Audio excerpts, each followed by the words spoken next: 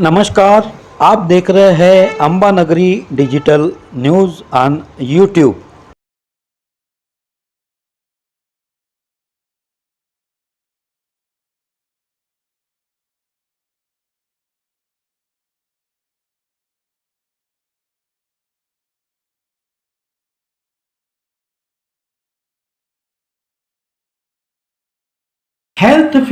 Health tips के इस कार्यक्रम के माध्यम से हम डॉक्टर साहब को पूछना चाहेंगे 4 क्वेश्चन। बहुत बहुत धन्यवाद मंदुजा जी।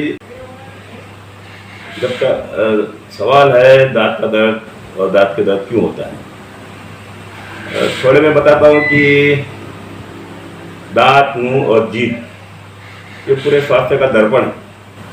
और मुंह जो है ना, ये गेटवे डिसीज का है, सारी डिसीजेस का, मोस्ट ऑफ द डिसीजेस का। तो आजकल हम देखते हैं कि जो खाने के अपने पदार्थ हैं, वो पदार्थ हम रेडीमेड लाते हैं। आजकल वो घर में जो पहले बनाते थे वो घर में भी नहीं बनाते। बाहर से रेडीमेड फूड, जिसको जंक फूड बोलते हैं, वो लेके आते हैं, वो खाते हैं। इसका चलन बहुत ज़्यादा बढ़ गया है।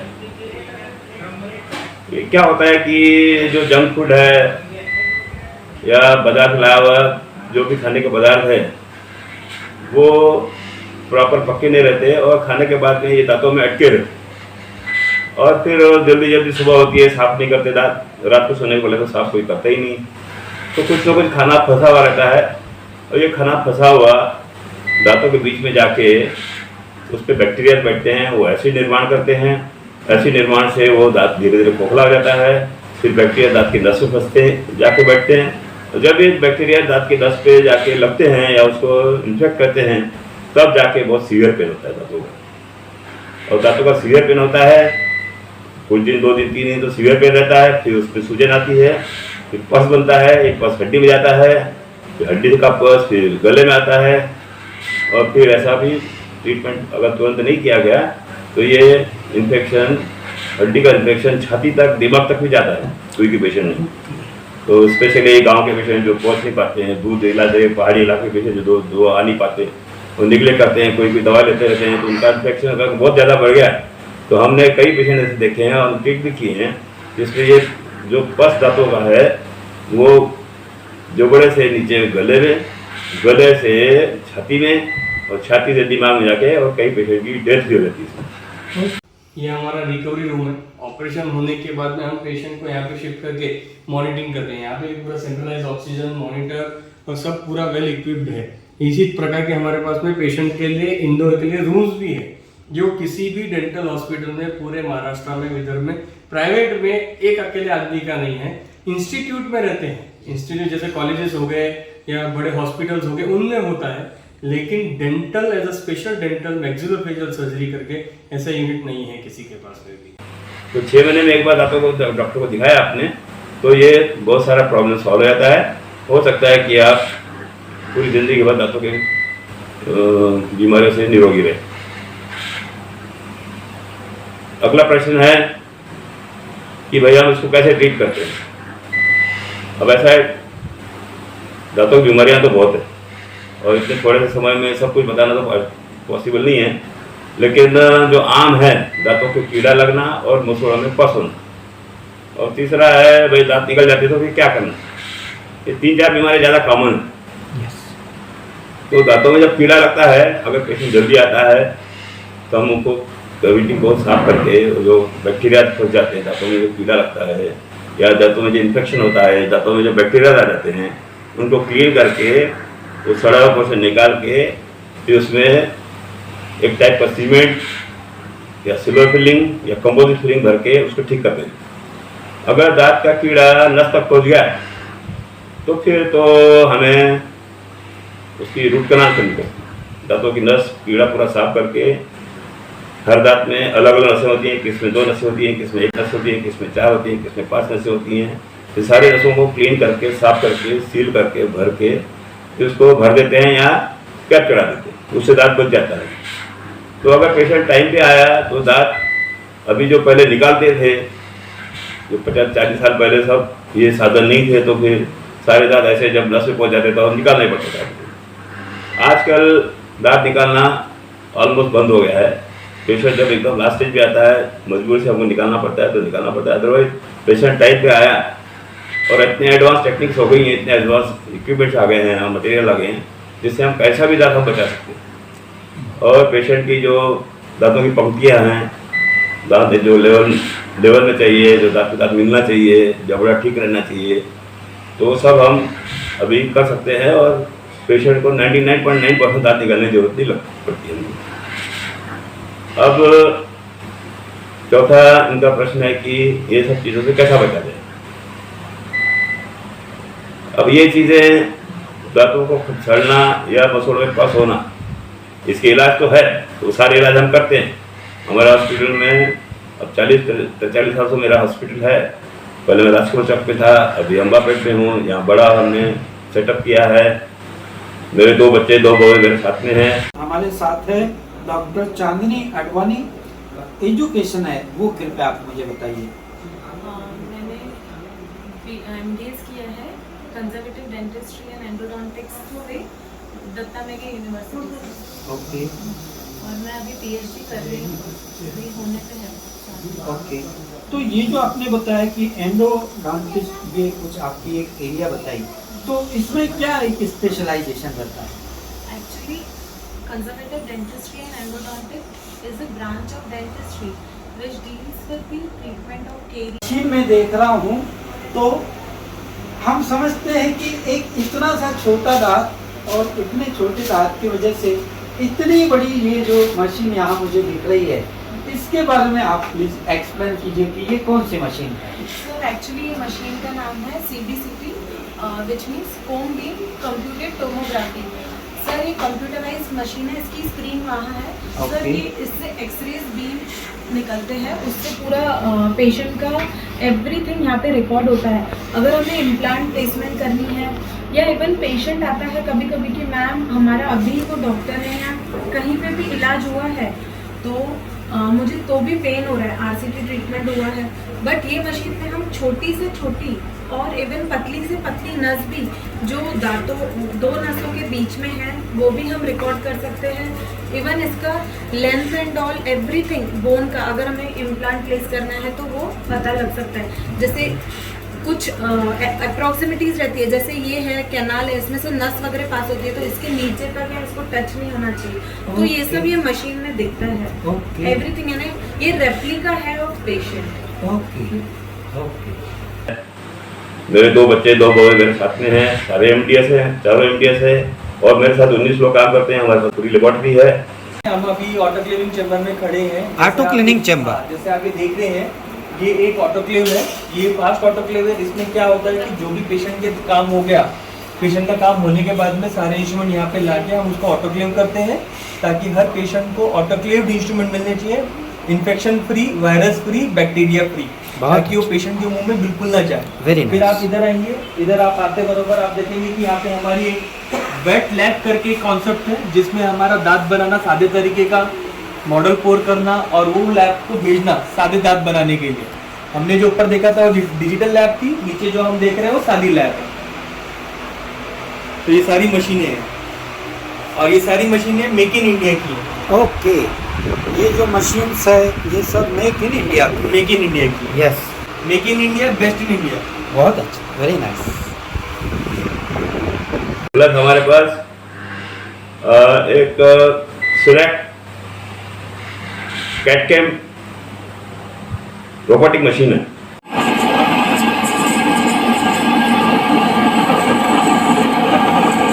ऑटो मोड पे वो है जी, ऑटो मोड पे है। ऑटोमेटिक मोड पे रहता है। ओके, पूरा कंप्यूटराइज है, जर्मन से है। क्या बात है। सर ये आपके पीछे ये जो एक मशीन रखी हुई है जी, मैं तो मेरे लाइफ में पहली बार देख रहा हूँ। क्या बात है। और आप बोल रहे हैं कि इसमें दांत बन रहे हैं, पर जी। वहाँ तो कोई भी है नहीं सर, मशीन के अंदर ही पूरा प्रोसेस चालू है। अब ये जो मशीन है इसको सेरेक बोलते हैं। सेरेक का पूरा फुल फॉर्म बोले तो सेरामिक रिकंस्ट्रक्शन होता है। ये मशीन हमने पूरा जहाँ जर्मनी से लेके आए हैं। ये मशीन ऐसी है कि आपका वहाँ कंप्यूटर रखा हुआ है, वो कंप्यूटर में हम आपका माप लेते हैं, माप लेने के बाद में स्कैनिंग करते हैं, स्कैनिंग करने के बाद में उस पर डिज़ाइन करते हैं, डिज़ाइन करने के बाद में वहाँ से ये वाईफाई में यहाँ पे आ जाता है। इसको हम मिलिंग यूनिट बोलते हैं। ओके। मिलिंग यूनिट यानी जिसमें दांत आपका मशीन मटेरियल काटती है। ओके काटने के बाद में फिर ये सिंटरिंग फर्नेस है यानी भट्टी। ओके भट्टी में आने के बाद में 1580 डिग्री पे जाता है और आपका ओरिजिनल दांत के जैसा दांत बन के आता है। ओके। जी। बट सर यहाँ तो कोई है नहीं, तो क्या कैसे चल रहा है ये सिस्टम? ये सारा ऑटोमेटेड कंप्यूटर ऑपरेटेड मशीन है। ओके हाँ, ये सारा ऑटोमेटिक मशीन है।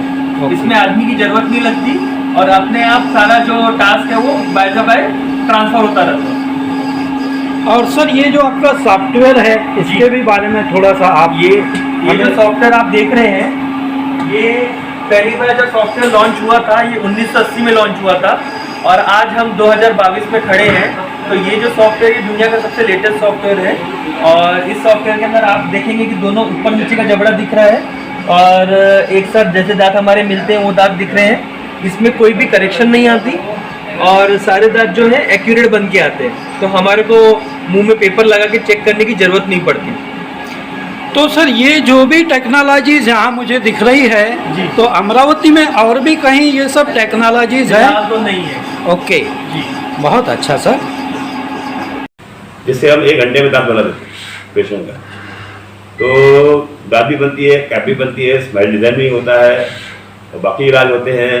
अगर मेरा बड़ी सीरियस कंडीशन में आता है, इवन कैंसर के पेशेंट या मुंह में जो छाले आ जाते हैं या मिकोप्लेक क्या होता है, सब मिकोफाइब्रोसिस होता है और बाकी जो जबड़े की बीमारियां हैं, फ्रैक्चर्स है और सिस्ट ट्यूमर्स है, पेडनिक इन्फेक्शंस है और नसों की इलाज जैसे न्यूरालजिया हो गया, ऐसे जो पेशेंट हैं इनके सबके ऑपरेशन हम यहाँ पे करते हैं।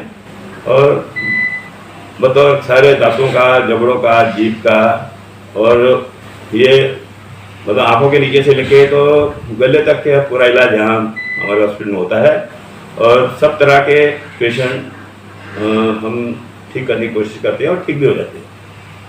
अब इन चीज़ों से कैसा बचा जाए? बचने का एक ही तरीका है, एक तो सुबह शाम 2 टाइम ब्रश करो, अच्छे से ब्रश करना चाहिए, ईमानदारी से ब्रश करना चाहिए। ब्रश करने का मतलब ये नहीं है कि बस गड़ करके ब्रश करके जल्दी से निकला है। अच्छे से 10 मिनट में अच्छे से हर जगह, हर सतह दांतों की ब्रश होनी चाहिए। दांतों का ब्रश होने के बाद जीभ को भी साफ रखना चाहिए और गालों की भी सफाई होनी चाहिए। जीभ, गाल, दांत, मसूड़े सब ब्रश से अच्छे से साफ होनी चाहिए। अब ये कैसा किया जाए, ये यूट्यूब पे अवेलेबल है, प्रॉपर ब्रशिंग टेक्निक और how to maintain oral hygiene, ये सब यूट्यूब पे है। आप यूट्यूब पे सारे वीडियोस देख सकते हैं, उन्हें 2-4-5 बार देखिए और वैसा अनुसरण कीजिए और कुछ उसमें अड़चन आती है तो हमसे आके आप सलाह ले सकते हैं। बहुत तो ब्रश करना एक बहुत बड़ा माइलस्टोन है दांतों की बीमारी के लिए और जबड़ों की बीमारी के लिए। ब्रश सुबह शाम, रात को सोने के पहले और सुबह ब्रश होना ही चाहिए। एक आध बार सुबह ब्रश नहीं हुआ चलता है, लेकिन रात को सोने के पहले ब्रश होना चाहिए क्योंकि यही वो पीरियड है 7-8 घंटे का जब अंधकण फंसे रहते हैं। वो 7-8 घंटे में बैक्टीरिया एसिड फॉर्म करके दांतों को खोखला कर देते हैं।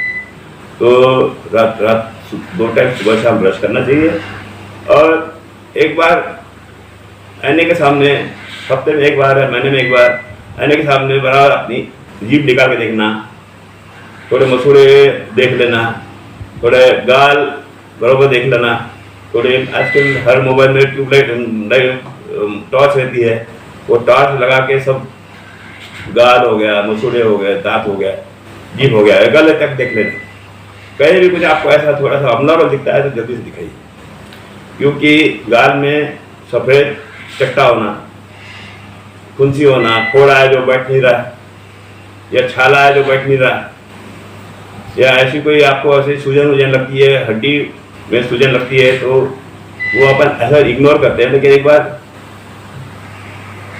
रिलैक्स मन से, हफ्ते में 1 दिन तो मिलता ही है कभी भी रिलैक्स मन से, वो एक बार आईने के सामने जाके अच्छे से देखो, जहाँ आपको डाउट लगता है तो हमें दिखाइए। तो इससे आप बहुत बड़ी बीमारियों से बच जाएंगे, स्पेशली कैंसर। मुंह का कैंसर एक बहुत बड़ी समस्या है क्योंकि हमारे देश में पान सुपारी तंबाकू बहुत ज़्यादा खाया जाता है और उसके साथ में लोग दारू भी पीते हैं। तो पान सुपारी तंबाकू और दारू ये एक मिश्रण है कि ये कैंसर देता ही, हार्ट की बीमारी देता ही और बाकी स्ट्रोक हो गया, सब बीमारी देता है। उसके साथ में दांतों को पहले और गालों को पहले खराब करता है। अब सुपारी तंबाकू खा के दांत टूट जाते हैं, टुकड़े हो जाते हैं, फिर वो दांत शेप हो जाते हैं, गाल को, जीभ को लगते हैं। आदमी ध्यान नहीं देता, ये लग के वहाँ कैंसर हो जाता है, ये तंबाकू से वहाँ कैंसर हो जाता है। तो ऐसा कोई भी ऐसे खुदा या छाला जो 7-8 दिन से बैठ नहीं रहा और ऐसा आपको लगता है कि अबनॉर्मल है भैया दिखाना चाहिए, तो आपको जल्दी दिखाना चाहिए, उसकी समस्या हल कर देती है। और ये एक बहुत बड़ा निवारण होगा आपकी आने वाली तकलीफ के लिए, क्योंकि एक बार कैंसर हो गया तो फिर पूरा ट्रीटमेंट है, फिर गाल काटो, जबड़ा काटो, नेक के ग्लैंड्स निकालो, रिकंस्ट्रक्शन करो, और ये एक बार मुख का कैंसर हो गया तो जितने भी कैंसर से डेथ होती है उसका 42% मुख का कारण कैंसर के कारण है। तो और ये बहुत ज़्यादा कॉमन है अपने हिंदुस्तान में, स्पेशली अपने विदर्भ रीजन में। अपने विदर्भ रीजन में तो ये 18% पहुँच गया है मुख का कैंसर, ये सब सुपारी तंबाकू की वजह से। और फिर आजकल पार्टियाँ करते हैं, दारू पीते हैं या अल्कोहल कंजम्पशन होता है, उसकी वजह से मुख का कैंसर काफ़ी बढ़ गया है। तो आप लोगों को मेरी ये सलाह है, विनती है कि थोड़ा सा समय आप अपने लिए निकालिए और खुद ही आप अपने, क्योंकि पेशेंट को उसकी बीमारी पूरी समझते हैं, पेशेंट को सब मालूम पड़ जाता है कि कुछ तो अलग है, तकलीफ है। मैडम ये आपके हाथों में जो दिख रहा है ये दांतों के सेट के माफिक दिख रहा है, शायद प्लास्टिक का लग रहा है, तो क्या है ये एग्जैक्टली क्या है ये नया टेक्निक आया है जिसे हम इनविजिबल ब्रेसेस या अलाइनर ट्रीटमेंट बोलते हैं, जिसमें पेशेंट को दिखाई नहीं देता है कि उन्होंने ब्रेसेस पहने हुए हैं। ये ट्रीटमेंट अवेलेबल है हमारे क्लिनिक में। Okay, thank you. तो यही है प्रोफिलैक्सिस, मतलब बचाव जो होता है, प्रोफिलैक्सिस होता है बेटर देन क्योर। कोई बीमारी का क्योर तो होता है लेकिन उसको बचाया जाए तो उससे बीमारी होएगी नहीं और समस्या भी नहीं। धन्यवाद। डेंटल कॉलेज अमरावती से मैं 1990 से 89 से जोड़ा हूँ, जब ये कॉलेज खुला था। और पहले मैं वहाँ पे लेक्चरर था, फिर एसोसिएट प्रोफेसर बना, फिर प्रोफेसर बना, फिर हेड ऑफ द डिपार्टमेंट बना, और मैं पीजी डायरेक्टर बना। पीजी डायरेक्टर बन के मैं वहाँ से रिटायर हो गया हूँ अभी 30 सितंबर 2022 में। लीडर रहा, बाद में एचओडी रहा, हेड ऑफ द डिपार्टमेंट रहा, फिर पीजी डायरेक्टर रहा। इसी दौरान जब ताहिर प्रेसिडेंट ऑफ इंडिया बनी तो उन्होंने मुझे डेंटल काउंसिल ऑफ इंडिया पे नॉमिनेट किया, गवर्नमेंट ऑफ इंडिया नॉमिनी। 5 साल मैं डेंटल काउंसिल ऑफ इंडिया में रहा, और तब इसी दौरान मैंने पूरे महाराष्ट्र के कॉलेजेस के जितने भी कॉलेजेस है वहाँ जो भी कमियाँ थी तो सबका मैंने निवारण किया, और जो भी हो सकता है मैंने कॉलेजेस के लिए, एजुकेशन के लिए और बच्चों के टीचर्स के लिए मैंने जो भी मेरे से हो सका मैंने 5 सालों किया। और ताई ने मुझे बहुत बड़ा मौका दिया था वो समाज की सेवा करने का एजुकेशन फील्ड में, वो मैंने खूब अच्छी तरह से 5 साल निभाया। 5 साल की जगह पे 6 साल मुझे रखा गया वहाँ पे, क्योंकि थोड़ी सी कांग्रेस के बाद में बीजेपी गवर्नमेंट आई थी, तो उसी बीच में वो साल भर ऐसे ही चला गया था, वहाँ नॉमिनेशन नहीं हुआ था, तब तक मैं 6 साल तक वहाँ पे रहा। बहुत अच्छा। अभी ये जो डेंटिस्ट की जो पढ़ाई होती है MDS, तो ये कितने वर्षों का आपका एजुकेशन रहता है? अभी तक तो ये 4 साल का था, 1 साल का इंटर्नशिप, उसके बाद में 3 साल का MDS। अब ये बढ़ के 4.5 साल का हो गया है, 1 साल का इंटर्नशिप हो गया है, 3 साल का MDS हो गया है। इसके बाद में फेलोशिप है, उसके बाद में 2 साल का और PhD है, उसके बाद में और भी बहुत सारी डिग्रियां हैं।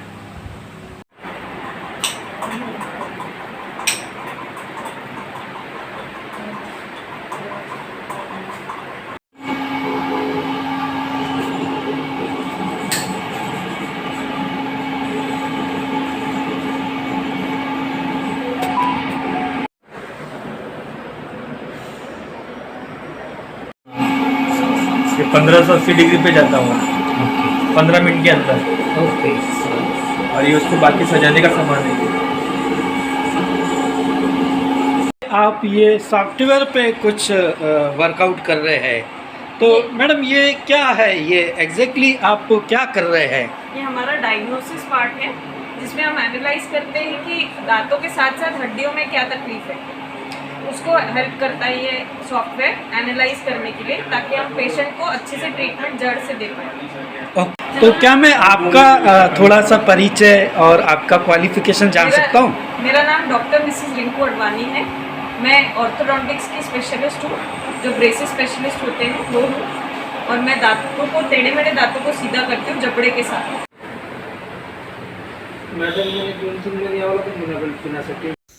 सर ये हम लोग दांतों के ट्रीटमेंट के लिए आए हैं, बट ये जो दिख रहा है ये इतने सारे मशीन्स, ऑपरेशन थिएटर, तो ये क्या किस टाइप की मशीन है सर? ये पूरा ऑपरेशन थिएटर बोलते हैं इसको। Okay. ये पूरा मॉड्यूलर ऑपरेशन थिएटर है। Okay. ये जो है ये पेशेंट को पूरा बेशुद्ध करने वाली मशीन है। Okay. तो ये उसका वेंटिलेटर है। Okay. तो ये कैसा है कि पेशेंट को पूरा बेहोश करने के बाद में ये मशीन वेंटिलेट करती है, उसको सांस लेने की जरूरत नहीं, ये खुद ही लेके देती है उसको। ओके तो उसमें फिर कैसा है कि सर्जरी के लिए आसान हो जाती है। Okay. ये अकेला Advani multi speciality dental hospital अकेला पूरे महाराष्ट्र में एक ऐसा हॉस्पिटल है जो डेंटल हॉस्पिटल है। ओके अभी तक सभी के सभी डेंटल क्लिनिक रहते हैं, छोटे रहते हैं। ये विदर्भ का, महाराष्ट्र का सबसे बड़ा डेंटल हॉस्पिटल है जो जी मशीन के साथ में सबके साथ वेल इक्विप्ड ऑपरेशन थिएटर है ये। बहुत अच्छा, वेरी गुड। तो आप देख रहे हैं कि हम लोग महाराष्ट्र के एक डेंटल हॉस्पिटल में हैं जो अमरावती जिले में, अमरावती शहर में अम्बापेट में स्थित डॉक्टर अडवाणी डेंटल हॉस्पिटल कहलाता है। Thank you.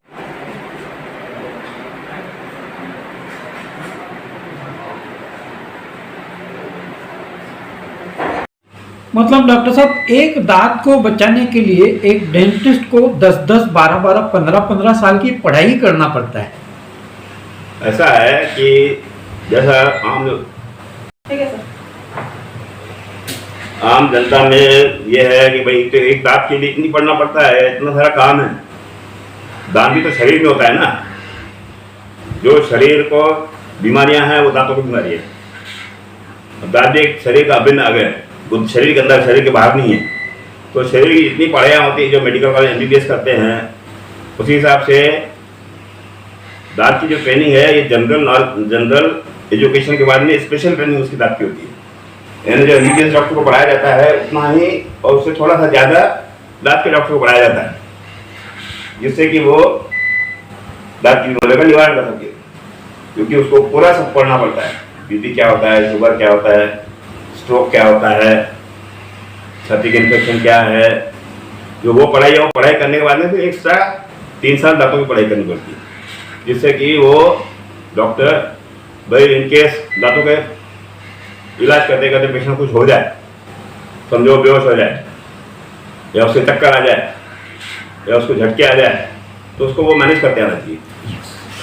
तो दांत शरीर में है तो शरीर एक मनुष्य का शरीर रहता है, मनुष्य के शरीर में कभी भी कुछ भी समस्या आ सकती है। वो दांतों को डॉक्टर को या डेंटिस्ट को पढ़ाने के लिए ये पूरा शरीर का जो नॉलेज है जो एक आम मेडिकल स्टूडेंट पढ़ता है, वो सारा का सारा उसको पढ़ना पड़ता है। उसके बाद में फिर दांतों की अलग से पढ़ाई होती है। बहुत बहुत धन्यवाद डॉक्टर साहब, आज आपने अपना मूल्यवान समय दिया। निश्चित रूप से ये सेशन के बाद में कुछ क्वेश्चंस डेवलप होंगे, हाँ। तो आगे फिर से हम सेशंस के लिए आपका मूल्यवान समय की अपेक्षा करेंगे। बहुत बहुत धन्यवाद, आपने ये सब बातें नोट की। आपको कभी भी कुछ भी मेरे तरफ से जरूरत पड़े तो मैं बिल्कुल तैयार रहूँगा। और हम यहाँ बैठ के भी जनता की सेवा करते हैं, जनता का सेवा करना हमें अच्छा लगता है, हम आगे भी करते रहेंगे। बहुत